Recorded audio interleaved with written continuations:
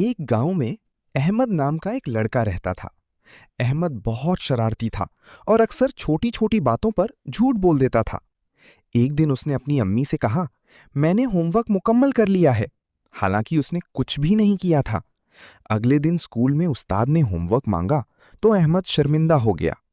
कुछ दिन बाद अहमद अपने दोस्तों के साथ खेल रहा था। मजाक करने के लिए उसने जोर से चिल्लाना शुरू कर दिया, बचाओ बचाओ, बाग में शेर आ गया है। गांव वाले डरकर दौड़ते हुए आए, लेकिन वहां कोई शेर नहीं था।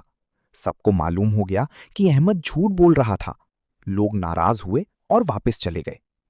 चंद दिन बाद वाकई एक जंगली कुत्ता बाग में आ गया।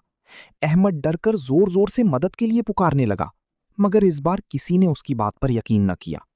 खुशकिस्मती से एक किसान वहां पहुंच गया और उसने कुत्ते को भगा दिया। अहमद को अपनी गलती का एहसास हुआ।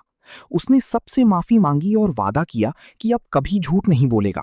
उस दिन के बाद अहमद सच बोलने लगा और सब लोग दोबारा उस पर भरोसा करने लगे। सबक: झूठ बोलने से इंसान का एतबार खत्म हो जाता है।